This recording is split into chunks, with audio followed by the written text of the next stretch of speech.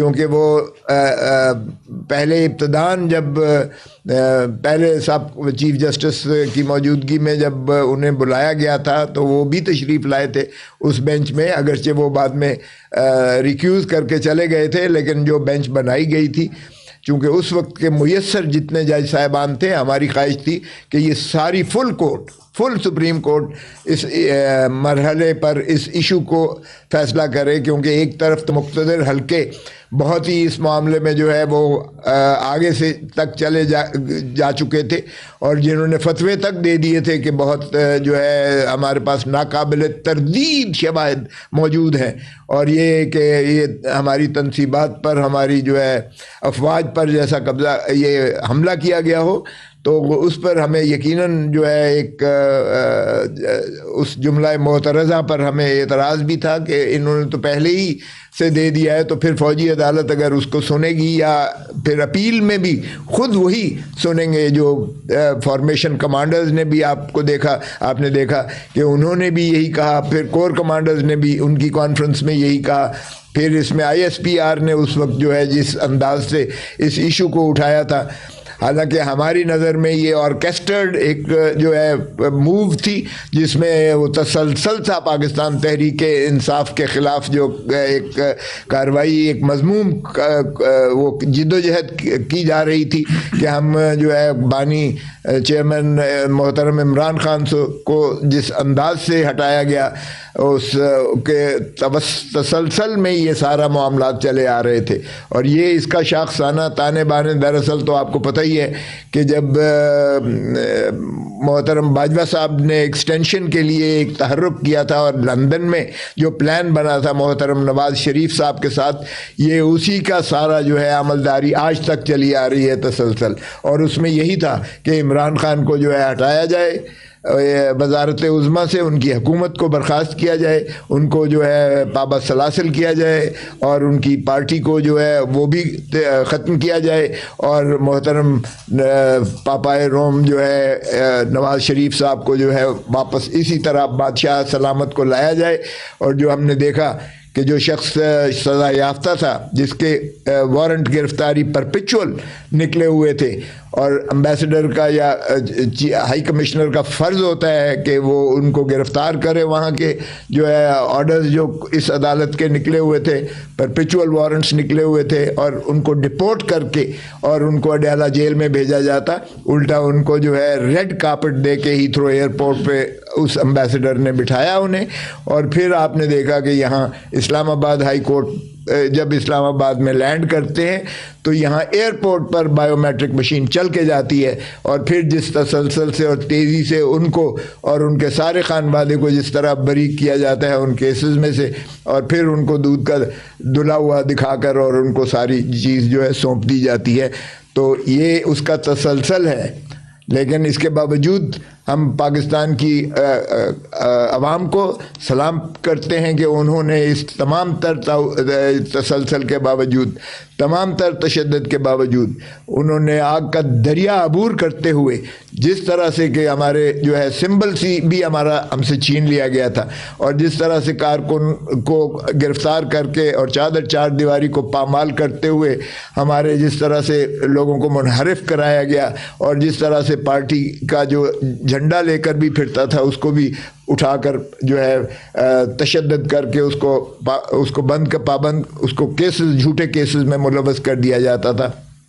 تو آپ نے دیکھا کہ اسی کے تسلسل میں یہ ہمارا موقف یہی رہا ہے آج تک کہ یہ جوڈیشل کمیشن بنایا جائے تاکہ وہ 9 مئی کے جو ہے یہ اس پر جو ہے حقائق پر آئے۔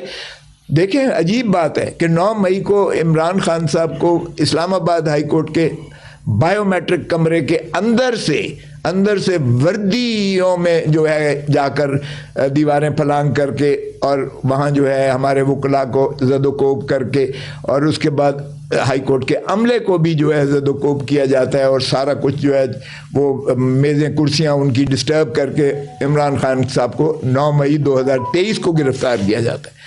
اور سپریم کورٹ اس میں فیصلہ دیتی ہے کہ یہ غیر آئینی تھا، غیر قانونی تھا ان کی گرفتاری، ریمانڈ بھی ان کا غلط دیا گیا تھا، اور ان کو مخلصی دیتی ہے اور یہ کہہ کے دیتی ہے کہ سینکچوری آف جسٹس جو انصاف کے ایوان ہیں ان کے اندر سے کسی کو گرفتار نہیں کیا جا سکتا جب وہ خود جو ہے وہاں نالش لینے کے لیے آئے ہیں۔ اور عمران خان صاحب اپنا بائیو میٹرک کروا کے وہ جج صاحب کے سامنے پیش ہونے کے لیے اپنی جو ہے ضمانت قبلت گرفتاری میں انہوں نے پیش ہونا تھا، تو آپ کو obstruction of justice میں مانے کیا گیا، اور جنہوں نے کیا آج تک ان کے خلاف کوئی کیس نہیں ہے۔ ارے بھائی، رجسٹرار نے کہا بھی کہ یہ لیگل ہے، تو پھر کسی ایک شخص کو بھی اس میں کسی کو سزا کی ہے، لیکن اس کے شاخسانے میں ظاہر ہے کہ کچھ تو ہمارے جو ہے انہوں نے جو اور وہ ایک پورا آرکیسٹر کیا ہوا تھا ڈرامہ، اور اسی انداز سے جو کچھ توڑا ہے، نہ تو ہمارا توڑ پھوڑ میں کوئی یا تخریب کاری میں کوئی عمل دخل ہے، نہ ہم نے آج تک کہا ہے، نہ عمران خان صاحب یا ان کی پارٹی کی کبھی کسی نے بھی ہدایت یہ دی ہو، بلکہ ہمیشہ پرامن رہنے کو ہی ترجیح دی گئی ہے، اور ایک گملہ ایک پتا تک نہیں ٹوٹا۔ آپ نے دیکھا ہوگا جتنے بھی خان صاحب نے جو بھی انہوں نے جلوس نکالے ہیں یا انہوں نے جتنی بھی کی ہیں، سو اس انداز سے جب یہ اتنا کنٹروورشل ہے تو پھر آج تک کیوں نہیں بنایا گیا ہے؟ لیکن اس کے باوجود جب یہ انہوں نے کیا تو ہم نے چیلنج کیا کہ یہ فوجی عدالت جو ہے سزا اس کی جو ہے سویلینز کا ٹرائل نہیں کر سکتی ہے۔ چنانچہ یہ فیصلہ بہت ہی لمبی چوڑی بحث و تمہیز کے بعد، اٹارنی جنرل کو سننے کے بعد، اور تمام جو ہے جو سٹیک ہولڈرز ہیں ان کو سننے کے بعد 5 رکنی سپریم کورٹ کے جو ہے بینچ نے فیصلہ کیا، اور انہوں نے نہ صرف یہ کہ انہوں نے کہا کہ نہیں سن سکتی ہے فوجی عدالت سویلینز کے معاملات کو، یہ آئین کے جو ہے آرٹیکل 8 پر انہوں نے کہا کہ جو آرمی ایکٹ کی 2 شقیں تھیں وہ بھی انہوں نے کہا کہ یہ غیر آئینی ہے، اور ان کو بھی کالعدم اور ماورائے آئین متصور کرتے ہوئے ان کو کالعدم قرار دیا گیا۔ اس کے خلاف اپیل میں آئے، حالانکہ اپیل دیکھیے سپریم کورٹ بار کی تو یہ نالش تھی ہی نہیں، کبھی بھی یہ نالش نہیں تھی کہ یہ جو ہے سویلین سن سکتے ہیں۔ ان کا تو یہ تھا کہ یہ کیوں کر کنٹینرز لگا کے سارا دنیا یہ بلاک کر دی گئی ہے، لیکن پھر بھی باہر کیف سپریم کورٹ بار ایسوسی ایشن جاتی ہے، اور پھر اس کے بعد جس طرح میں نے عرض کیا کہ سردار طارق مسعود صاحب کی سربراہی میں وہ جو اپیلٹ بینچ ہے وہ پہلے دن ہی کہہ دیتی ہے کہ آپ سن تو سکتے ہیں لیکن آپ جو ہے فیصلہ نہیں سنا سکتے ہیں۔ ایک انٹرم عبوری حکم ہوا، اور یہ بھی ہمارے اعتراضات کے باوجود کہ بینچ کی تشکیل جو ہے وہ بھی مناسب نہیں ہے، کانفلکٹ آف انٹرسٹ کے علاوہ آپ جو ہے نہیں سن سکتے ہیں، اس لیے کہ آپ اس 5 رکنی یا نیچے ہائی کورٹ کی جو اوریجنل جورسڈکشن تھی اس میں آپ موجود تھے، اگرچہ آپ بعد میں چلے گئے اٹھ کے، لیکن جب ایک دفعہ حصہ ہو جائے تو پھر وہ دوبارہ اپیل میں نہیں بیٹھ سکتا۔ باہر کیف اب وہ ریٹائر ہو گئے ہیں، اب تو وہ نہیں تھے۔ اب موجودہ جو ہے پھر جب آخری تاریخ آئی تو اس پر پھر انہوں نے جو ہے کہہ دیا کہ جی آپ فیصلہ بھی سنا سکتے ہیں، یعنی اندازہ کیجئے گا۔ اور اس پر ہمارے میں چونکہ اعتزاز احسن صاحب کو ریپرزینٹ کر رہا تھا وہاں، راجہ صاحب بھی جو ہے ان کی اپنی بھی تھی، میرے ساتھ بھی یہ موجود تھے، ان کی اپنی بھی ایک اسیر ہیں جن کی طرف سے یہ نمائندگی کر رہے ہیں وہاں اپیل میں بھی، اور انہوں نے نیچے بھی بہت پرزور طریقے سے جو ہے اس کی مزاحمت کی اور فیصلہ ان کے حق میں آیا۔ تو ایسے میں یہ مناسب ہی نہیں تھا، ہم نے یہ اعتراض کیا، لیکن باہر کیف انہوں نے کہا اچھا جی۔ اور اس کا مقصد کیا تھا؟ مقصد اس کا جو مترشح ہوتا تھا، چاہے وہ پہلے 20 لوگوں کا اجازت دی تھی انہوں نے کہ جی جو رہا ہو سکتے ہیں، اور وہ عید سے پہلے تھا، جو رہا ہو سکتے ہیں ان کو تو عید گھر میں کرنے دیں، جن کی آپ بری کیا ہے یا جن کا آپ سمجھتے ہیں چھوٹا چھوٹا جرم ہے 6 مہینے سال ہے، اور جو پہلے ہی 1.5 سال سے پابا سلاسل ہیں تو ان کی تو سزا ہی ختم ہو جاتی ہے، تو ان کو چھوڑ دیں۔ بعد میں یہ ہوتا جائے گا کہ کیا فوجی عدالت سن سکتی ہے سویلینز کا یا نہیں سن سکتی ہے۔ تو اس کا ریشنیل جو ہے وہ یہ تھا، اور پہلے بھی 20 جو لوگوں کو چھوڑا گیا تھا اسی بنیاد پر چھوڑا گیا تھا کہ ان کی سزائیں یا وہ بری ہو چکے تھے یا ختم ہو گئی تھیں سزائیں ان کی۔ اب بھی ریشو یہی تھا اس کا रूह यही थी उस की। लेकिन बाहर कैफ आपने देखा कि 25 लोगों को इन्होंने 10-10 साल सज़ाएँ की, किसी को 7 साल, किसी को 5 साल, किसी को 3 साल, इस तरह से सज़ाएँ करके, अगरचे उनको मुखलसी तो हुई कि वो जेलों में अब उनको ट्रांसफ़र कर दिया गया है, क्योंकि पहले तो जो उनकी जो वो रसा थे और उनके जो लवाहिकीन थे वो इस बात पर भी नाला थे कि जाने इन्हें किस हालत में रखा गया है। उनकी 20-20, 25-25 पाउंड तक जो है ज़मानतें, उनकी जिस्मानी जो है उनका कमज़ोरी हो गई थी और उनका जो है वज़न कम हो गया था। लेकिन बाहर कैफ जेल में उन्हें अब उन्हें भेज दिया गया है, जिनको अब सज़ाएँ 25 लोगों को जिनकी सज़ाएँ सुनाई गई हैं। अभी तक हमारी इत्तला के मुताबिक किसी को रिलीज़ नहीं किया गया है, लेकिन ये बाहर कैफ ये ताबे होगा इनके हतमी फ़ैसले से, जो सुप्रीम कोर्ट ने हतमी फ़ैसला इस अपील में करना है। तो ये भी देखिए अजीब अनोमली है कि कल को अगर ये कहते हैं, और जिसका हमें कभी उम्मीद है कि ये जो है कभी सिविलियंस को जो है ताबे नहीं करेंगे फ़ौजी अदालत के, क्योंकि फ़ौजी इसको अदालत कहना ही अदलिया की तज़हीक है। ये अदालत का मजाक है अगर इसको फ़ौजी अदालत कही जाए। अरे भाई वो कौन सी अदालत हो सकती है जिसका जज जो है उसी के कॉन्फ्लिक्ट ऑफ इंटरेस्ट तो है, उसी की तनसीब पर या उसी के जो है अफसरान कर कोर कमांडर हाउस पर अगर हमले का इल्ज़ाम है, तो फिर वो अपने ही कॉज में कैसे जज बन के बैठ सकते हैं और सुन सकते हैं और अनबायस्ड माइंड के साथ वो बैठ सकते हैं, जब उनके सरबराह जो है वो बार बार कहते हैं कि ये पाकिस्तान की अफवाज और पाकिस्तान की जो है शोहदा और पाकिस्तान की रियासत पर ये हमले के मुतरादिफ है और हमारे पास नाकाबिल तरदीद शवाहिद हैं और इनको कैफर किरदार तक पहुंचाया जाए और जाने वो क्या क्या और भी कहते हैं। तो ऐसे में इसको अदलिया कहना ही मजाक है। ये निज़ाम अदल जो हमारा आइन के तहत है, जो कॉन्स्टिट्यूशन के तहत है, जो आइन के तहत ट्राइकोटमी ऑफ पावर का कॉन्सेप्ट है, वो उसको मजरूह करता है, उसकी रूह कोई जो है बिल्कुल वो करता है। और ये आइन से बिल्कुल मावरा है कि इनको जो है सिविलियंस का ट्रायल जो है फ़ौजी अदालतें करें। सो इसलिए हमने समझा कि ये बहुत अहम मसला है आपकी और आपके तवस्सुत से कौम को हम यकीन दिलाएं कि हम इंशाअल्लाह अवाम की जो है नुमाइंदगी करते रहेंगे। हम सिविलियंस को कभी इनके ताबे जो है उस अदालत के ताबे नहीं करेंगे जिसको अदलिया कहना ही तज़हीक है, जो दुनिया सारी मानती है कि फ़ौजी अदालत किसी तौर पे जो है अदलिया सिविलियंस का ट्रायल नहीं कर सकती है, ना इंसाफ दे सकती है। हाँ, आपके अपने जो है एम्प्लॉइज़ है, अगर वो डिसिप्लिन के आपकी खिलाफ वर्जी कोई के मुर्तकब होते हैं, आप ज़रूर कीजिएगा। जो आइन में और जो कानून में आपके दायरा हदूद अख्तियार में है और जो दुनिया सारी में राइज है, वो बिल्कुल आप कीजिएगा। उसमें हमारा कोई लेना देना और दखल अमल नहीं है और ना ही हम उसको चैलेंज कर रहे हैं, ना हमारा मकसद ये है। लेकिन सिविलियंस को फ़ौजी अदालतें नहीं ट्राई कर सकती हैं, इसलिए इसमें कोई शायबा नहीं होना चाहिए। हम आवाम के इस हकूक़ के ऊपर जो है कोई गासबाना कब्ज़ा नहीं करने देंगे। जिस तरह बदकिस्मती से हमने 26वीं तरमीम में भी देखा है कि फिर अदलिया को ताबे करने के लिए एक और जो है निज़ाम लाया गया है, जिस शर्मनाक तरीके से 26वीं तरमीम को मंजूर करवाया गया है वो भी आपके सामने है। 2/3 इनके पास थी नहीं, मुसल्लमा तौर पर नहीं थी। अख्तर महंगल साहब अपने सेनेटर्स को ढूंढते फिर रहे थे कि किधर गए हैं, और उनको सेनेट की लॉबी से निकाल कर व्हील चेयर्स पे उनके 2 सेनेटर्स को लाकर और दिलाया गया।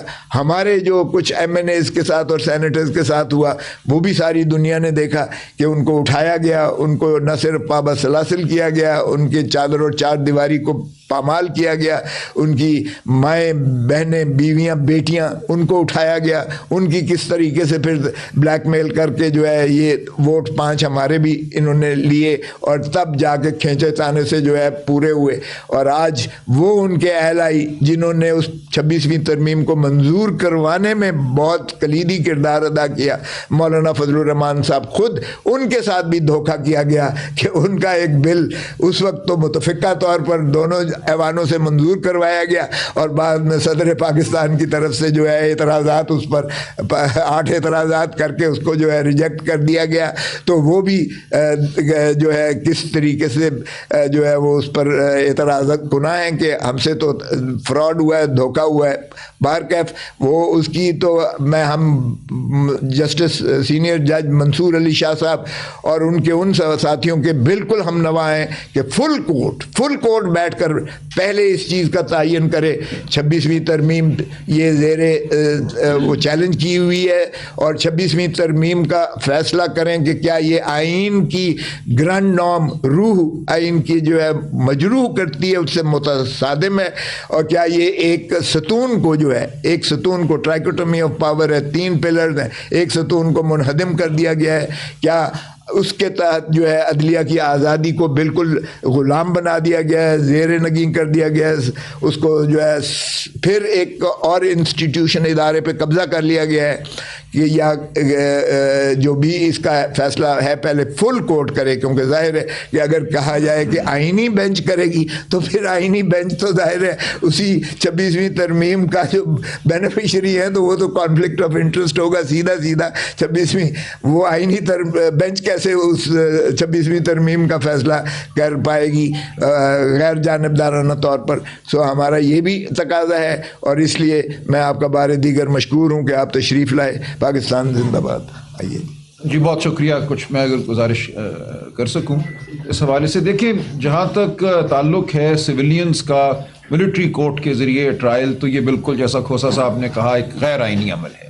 اور یاد رکھیے کہ یہ کیسے ممکن ہوتا ہے, صرف الزام لگانا ہے. آپ پر, مجھ پر, کسی پہ اگر الزام لگ جائے کہ ہم نے کوئی ایسا عمل کیا ہے جو فوج کے ڈسپلن کے خلاف ہے یا فوج کی جو اندرونی نظم ہے اس کے خلاف ہے, تو آپ اور میں تمام بنیادی حقوق سے عاری ہو جاتے ہیں.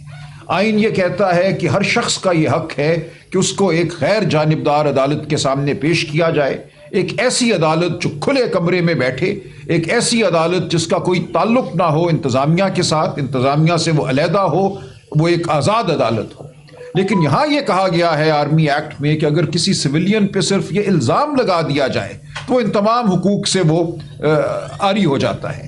اس کا فیصلہ سچ جھوٹ کیا ہے ایک بند کمرے میں کوئی کرنل صاحب کریں گے, جنہوں نے جواب دینا ہے اپنے سے اوپر والا افسران کو, جنہوں نے اپیل سننی ہے. تو یہ بالکل ایک مذکّہ خیز معاملہ ہے, ایک خوفناک صورتحال ہے. اور یہ مزید خوفناک اس لیے ہو جاتی ہے کہ ہم نے دیکھا ماضی قریب میں جنرل فیض حمید کے حوالے سے 9 مئی کے معاملات کو ان سے منسلک کیا گیا ہے, اور بالکل اب یہ پورا منصوبہ نظر آتا ہے کہ ارادہ کیا ہے.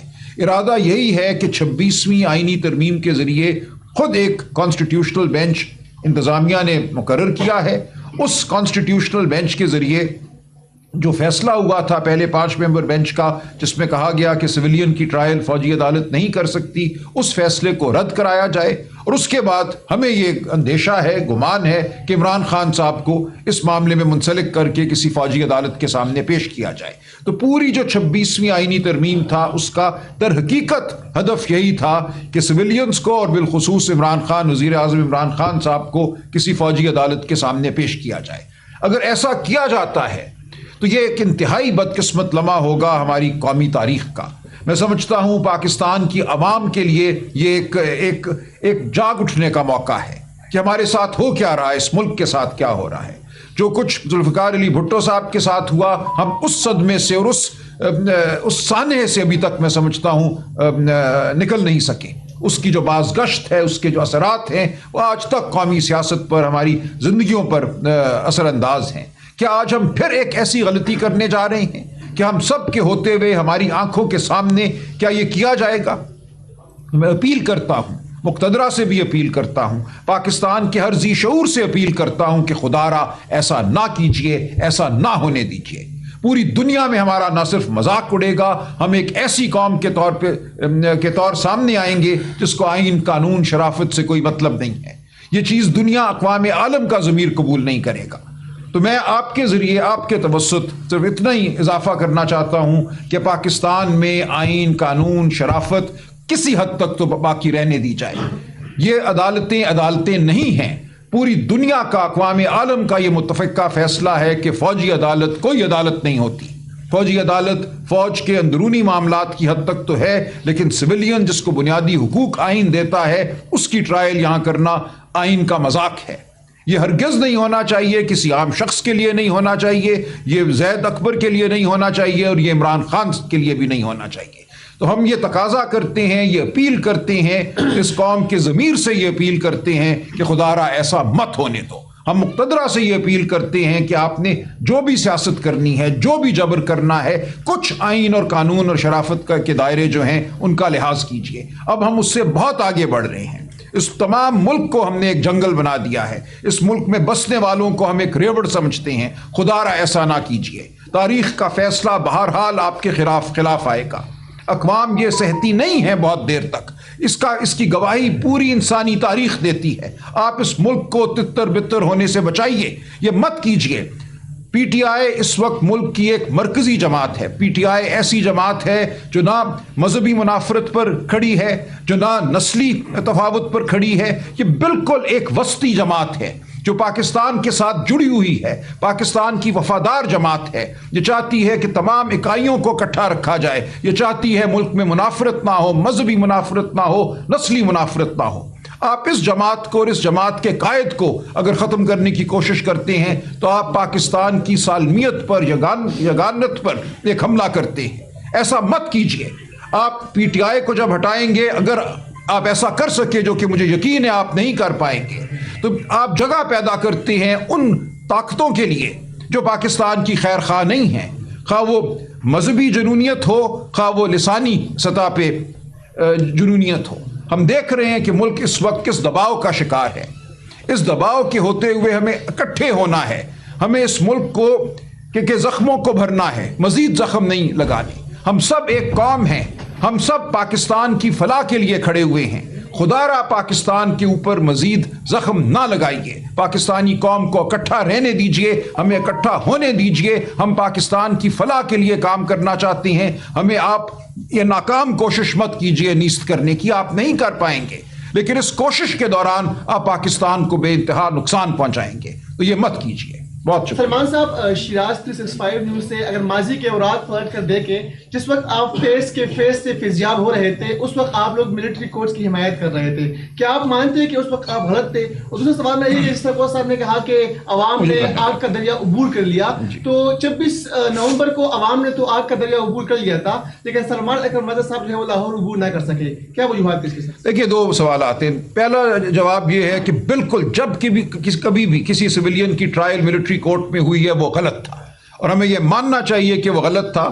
کچھ عرصہ ایسا گزرا اے پی ایس کے بعد کہ آئینی ترمیم کے ذریعے یہ کہا گیا کہ سویلین کی ٹرائل ملٹری کورٹ کے سامنے ہو سکتی ہے. میری نظر میں وہ بھی غلط تھا. اگر آپ اس وقت کے فیصلے دیکھیں تو اکثریت نے تو کہا کہ ہو سکتی ہے، لیکن بہت بڑی ایک اقلیت نے سپریم کورٹ میں کہا کہ تب بھی یہ نہیں ہو سکتی. اور میں اس اقلیت کی تائید کرتا ہوں. میں سمجھتا ہوں ملٹری کورٹ کے سامنے سویلین کو کبھی بھی پیش نہیں کیا جانا چاہیے تھا، اور نہ کیا جانا چاہیے.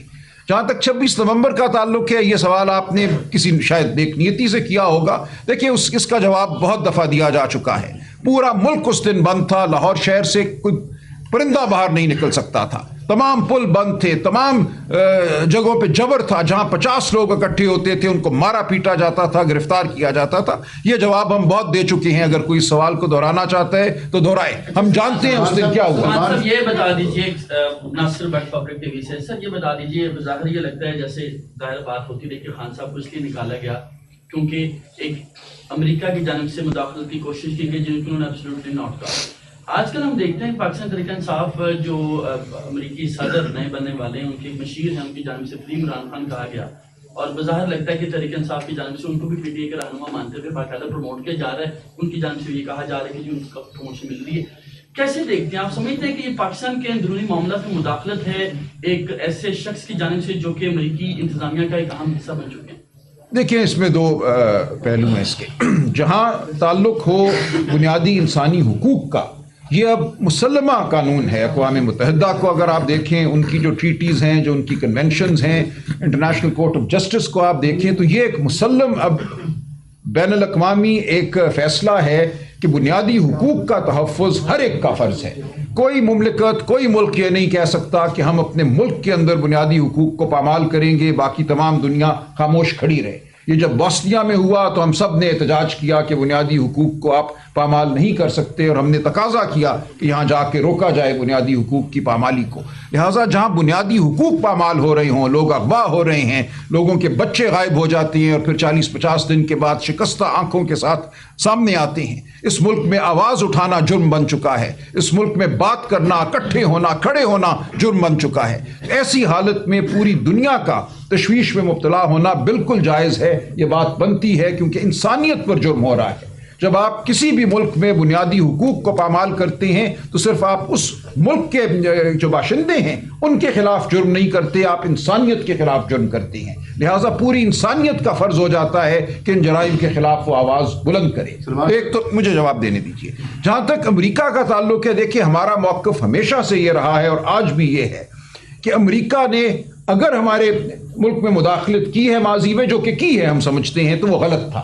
ہم نہیں چاہتے کہ آئندہ مداخلت ہو، ہم صرف یہ چاہتے ہیں کہ جو اس ملک میں بنیادی حقوق کو پامال کر رہے ہیں ان کی پشت پناہی نہ ہو، اور ہم سمجھتے ہیں کہ آگے چل کر ایسا ہونے کا بڑا امکان ہے کہ پشت پناہی نہیں ہوگی۔ ہم نہیں چاہتے کہ کوئی ہماری مدد کرے، ہم نہیں چاہتے کہ کوئی آ کر ہمارے لیے کچھ کرے، ہم صرف اتنا چاہتے ہیں کہ قانون کے مطابق، آئین کے مطابق، شرافت کے مطابق معاملات چلے اور بیرونی پشت پناہی نہ ہو۔ ہم اس پشت پناہی کے خلاف ہیں۔ سلمان صاحب ایک سوال، کمپنی پہ پابندیاں جو عائد ہوئی ہیں امریکی اس حوالے سے پاکستان تحریک انصاف کا آفیشیل موقف کیا ہے، اور مذاکرات کے حوالے سے آپ نے کورٹ میٹنگ کو بھی بریف کیا، اس میں پیش رفت ہوئی دونوں؟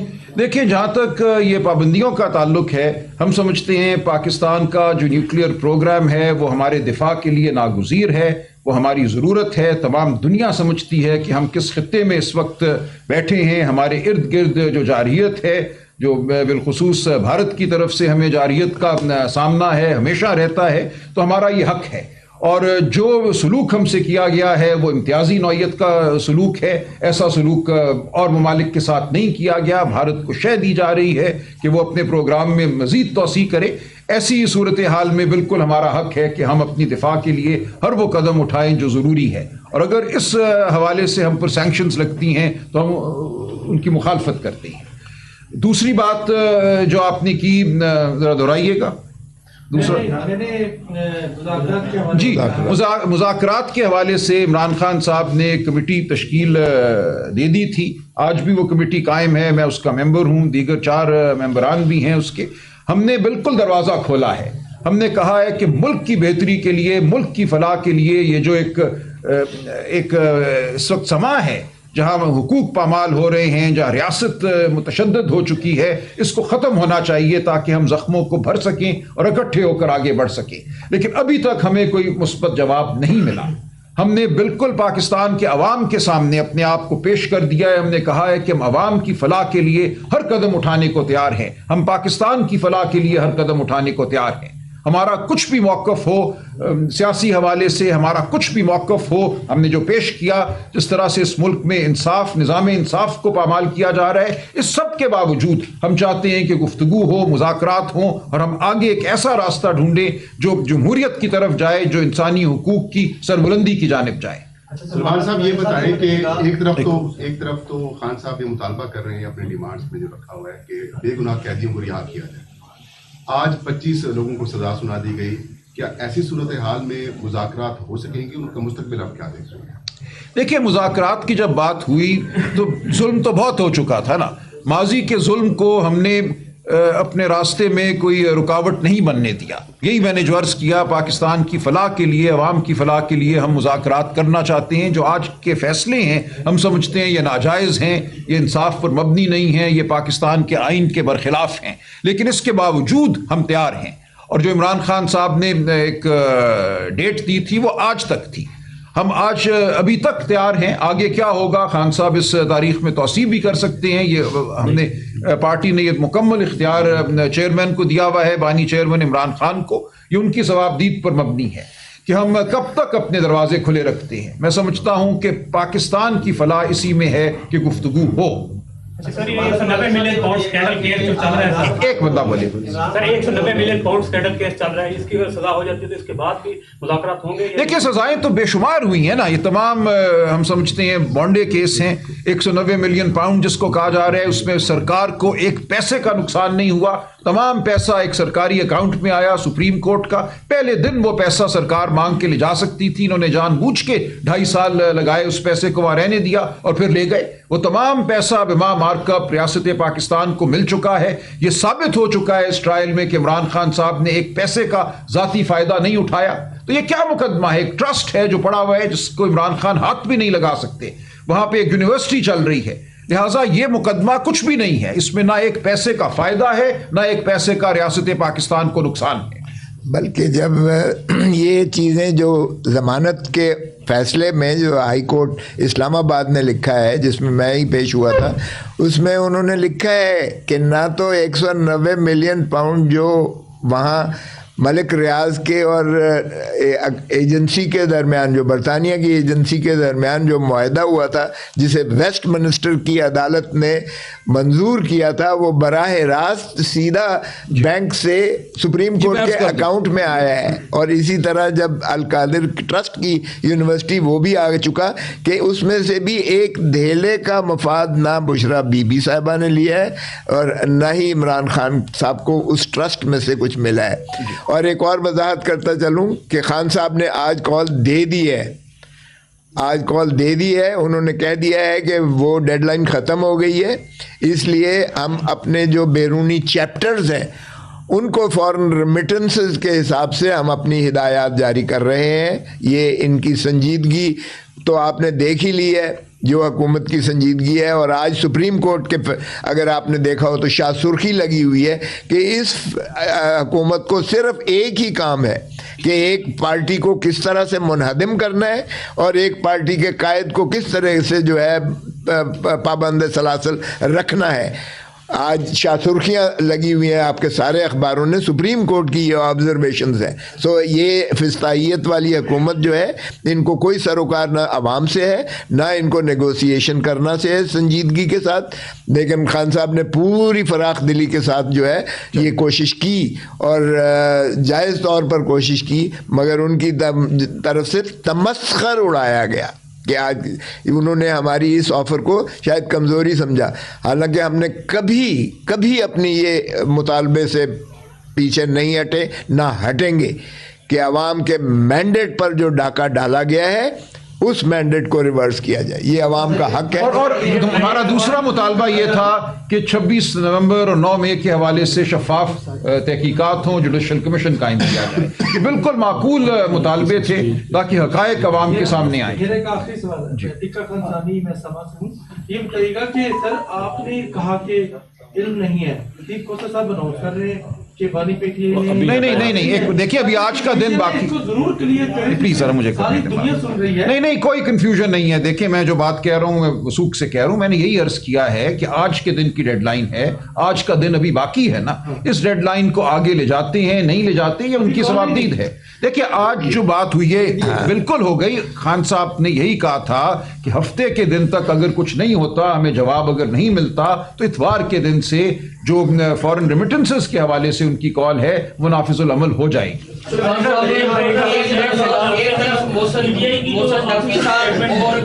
जरा करने देना।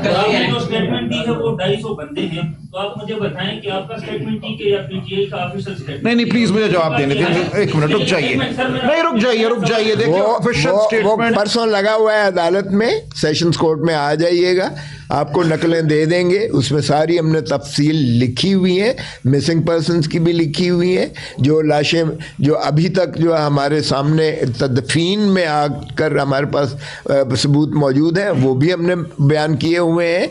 जिन लोगों को इन्होंने जो है ज़ख्मी किया है उनकी भी हमने जो है वो फहरिस्त में दे दिए गए हैं। कुछ क्रिटिकल थे, कुछ लाशें इन्होंने जो है उनसे लिखवाया गया है कि एक्सीडेंट में मारी गई हैं, कुछ को इस अंडरस्टैंडिंग से दिया गया है, वो सारा कुछ हमने लिखा हुआ है। इसलिए कोई ऐसा तसादम या तजाद नहीं है। बिल्कुल जो है ये कत्लो गारत गरी की। मुझे ये बताएं, आप ये क्यों नहीं उनसे पूछते कि भाई गोली का आपको अख्तियार किसने दिया था चलाने का? یہ تو ذرا پوچھ لیں ان سے، وہ تو کہتے ہیں ہم نے گولی چلائی ہی نہیں ہے سرے سے. تو یہ اوپر سے کنکر جو ہے اب ابیل نے مارے تھے کہ اتنے لوگ جو ہے زخمی ہوئے اور مرے، اور آپ کی سارے لوگوں نے دیکھا، اور متی اللہ جان نے جو کچھ. کھوسا صاحب، ایک طرف محسن نقوی صاحب اور گنڈا پور صاحب کی ملاقات ہوتی ہے، دوسری طرف 25 لوگوں کو سزا سنائی جاتی ہے. اس کے متعلق آپ ذرا بتا دیں کہ وضاحت کر دیں کہ وزیر اطلاعات نے آپ سے یہ کہا ہے کہ یہ جو 25 لوگوں کو سزا ملی ہے اس کا یہ بانی پی ٹی آئی کا ماسٹر مائنڈ ہے، اس تک پہنچنے کے لیے اب آسانی ہو گئی ہے. نہیں دیکھیں، ماسٹر مائنڈ انہوں نے یہ نہیں کہا، انہوں نے کہا کہ خان صاحب کو بھی انڈائٹ کیا گیا ہے، تو یہ کہا کہ جب تک ساروں کو سزا انکلوڈنگ ماسٹر مائنڈ نہ ہو. یہ نہیں کہا انہوں نے کہ ہم یہ خان صاحب کو ماسٹر مائنڈ ہیں یا ان کو سزا کی جائے. اور نہ ہی دیکھیں اگر وہ ایسا کریں گے، دیکھیں میں نے پہلے عرض کیا کہ بظاہر ہمیں یہی خدشہ تھا کہ یہ کرنا چاہتے ہیں. جس طرح فیض حمید صاحب کے حوالے سے 9 مئی کا انہوں نے تذکرہ کیا، تو میں نے گزارش کی نا، اگر یہ ایسا کریں گے تو یہ ایک سانحہ ہوگا جس کو نہ اقوام عالم قبول کرے گی نہ پاکستان کی عوام قبول کرے گی. یہ ایک مذاق ہوگا. آئین میں یہ لکھا ہوا ہے کہ یہ سلسلہ سزا دے سکتے ہیں سول؟ نہیں دے سکتے. یہی تو ہماری ساری گزارش ہے، یہی تو مقدمہ ہے کہ 73 کا آئین جو ہے ایک فاصلہ پیدا کرتا ہے عدلیہ میں اور دیگر اداروں میں. جہاں ملٹری کورٹ بیٹھتی ہے وہاں ایک حاضر سروس افسر جو ہے، جو کہ ماتحت ایک ملازم ہے منسٹری آف ڈیفنس کا، وہ بیٹھتا ہے وہاں بطور جج. کیسے ایک ماتحت ملازم منسٹری آف ڈیفنس کا بیٹھ کر جج کا عہدہ سنبھال سکتا ہے؟ یہی تو بنیادی آئینی مقدمہ ہے جس پہ 5 جج صاحبان ہمارے سے اتفاق کر چکے ہیں. سر آپ دونوں مل کر آخر میں ایک ڈیڈ لائن کے حوالے سے نہیں، یہ آج خان صاحب پہ چھوڑ دیجئے، آج کا دن ابھی باقی ہے. یہ بتائیے گا، ابھی آپ نے کہا کہ 73 کے آئین کے مطابق جو ٹرائل نہیں ہو سکتا، تو مجھے یہ بتائیں کہ پشاور جو آرمی پبلک اسکول پر حملہ ہوا تھا، 6 ملزمان آپ کے دور میں ملٹری کورٹ میں معاملہ چلا، اس بیانیے کو آپ اس طرح سے میں نے عرض کیا نا، یہ بھی بتائیں کہ وہ معاملہ اس عدالت دہشت گردی عدالت میں نہیں چلنا چاہیے تھا. جی میں نے عرض کیا نا کہ اس وقت ایک آئینی ترمیم کی گئی تھی، اور دو آئینی مجھے عرض کرنے تھے. دیکھیں وہ ترامیم صرف پہلے 2 سال کے لیے ہوئی، پھر اس میں 2 سال کی توسیع کی گئی. 4 سال کے عرصے کے لیے آئین میں جواز پیدا کیا گیا تھا ملٹری عدالت کا. میں سمجھتا ہوں میں نے گزارش کی کہ شاید اس وقت بھی یہ ٹھیک نہیں تھا، لیکن وہ ختم ہو چکی ہے ترمیم.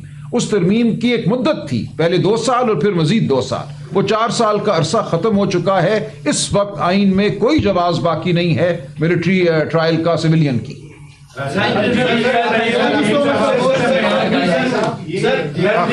آخری سوال. میرا خود تعلق کے پی کے صحابی سے، امین میرا نام ہے، گولڈ ٹی وی سے. سیول لاپرمانی کی ممکنہ کالے وہ برقرار ہے، باقی اسلام آباد سے تو سمجھ آ جاتی سیول لاپرمانی. اب میرا خود تعلق کے پی کے سے، تو میں کے پی کے جو کہ پی ٹی آئی کی گورنمنٹ میں، وہاں سیول لاپرمانی نہیں دیکھیں میں عرض کروں، سیول نافرمانی کیا ہوگی اس کے خد و خال آپ کے سامنے نہیں آئے. ابھی بات صرف اور صرف بیرون ملک جو لوگ ہیں، جو وہاں سے ریمیٹنس بھیجتے ہیں، جو وہاں سے پیسہ بھیجتے ہیں، ان کے حوالے سے بات ہوئی ہے. اس سے آگے اس وقت کوئی بات نہیں. شکریہ.